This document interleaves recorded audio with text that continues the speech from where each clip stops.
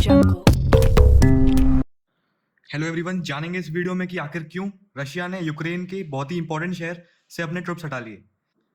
क्या ये international pressure की वजह से रशिया ने ऐसा किया या फिर ये रशिया की स्ट्रेटेजी है? सबसे पहले आइए डिस्कस करते हैं पूरा इशू क्या है। तो मैं आपको बता दूं, रशिया के ट्रुप्स को पीछे हटने का order Russian defence minister Sergei Shoigu और जनरल सर्जी सुरोविकिन, जो कि रशियन फोर्सेस के यूक्रेन में कमांडर है, उन्होंने अपनी मीटिंग में ये ऑर्डर दिया। अब आपके मन में क्वेश्चन ये आ रहा होगा, क्या रशिया ने हर जगह से अपने ट्रुप्स पीछे कर लिए? तो इसका सीधा आंसर है नहीं। रशिया ने सिर्फ एक सिटी जिसका नाम खेरसन है, उसके वेस्टर्न हाफ से अपने ट्रुप्स पीछे किए हैं। आगे वीडियो में आपको मैं मैप भी दिखाऊंगा। अब जानते हैं क्या रीजन था ट्रुप्स को पीछे करने का। रशिया के जो डिफेंस मिनिस्टर हैं और जनरल हैं, इन्होंने अपनी मीटिंग में ये मेंशन किया है कि रशियन फोर्सेस की जो सप्लाई लाइंस हैं, वो सही से रिसोर्सेज सप्लाई नहीं कर पा रही थी। काफी चैलेंजेस का सामना करना पड़ रहा था और रिसोर्सेज सप्लाई ना होने से अल्टीमेटली रशियन ट्रुप्स अपनी पोजीशन नहीं मेंटेन कर पा रहे थे और eventually it was a minus point for Russia. अब मैं आपको मैप दिखाता हूँ जिससे आप और अच्छे से समझ पाएंगे।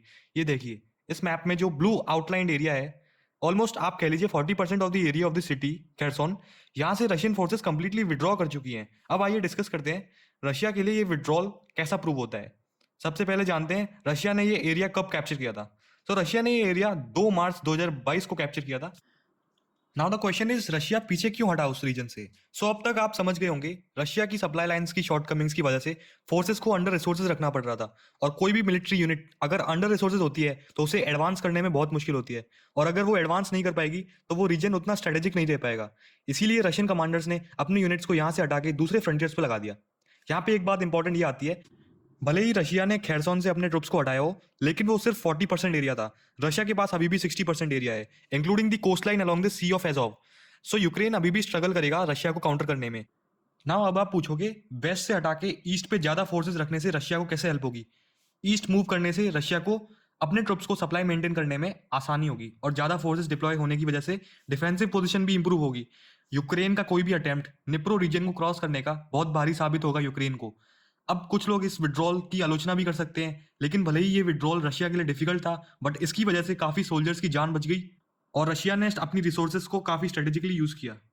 अब डिस्कस करते हैं यूक्रेन क्या कहता है इस मैटर पे। सो यूक्रेन के प्रेसिडेंट जेलेंस्की तो इस एरिया के वापस मिलने पर अपनी स्टेटमेंट में कहते हैं, आज historic day, we are returning south, we are returning Kherson. Now अगर हम ग्लोबल लेवल पे देखें इंटरनेशनली कैसे यूक्रेन की हेल्प होगी, सो दुनिया भर में आपको पता होगा कई कंट्रीज हैं जो यूक्रेन को सपोर्ट करती हैं। एक तरह से कह सकते हैं सपोर्ट पहले से अब और ज्यादा बढ़ जाएगा। आपके मन में एक क्वेश्चन यहाँ पे ये आ सकता है, इससे रशिया का क्या होगा? देखिए, रशियन मिलिट्री के पास पहले से ही वेपन्स में काफी एडवांसमेंट है एंड यूक्रेन से कई ज्यादा गुना रिजर्व्ड एंड एक्टिव ट्रुप्स हैं डिप्लॉय करने के लिए।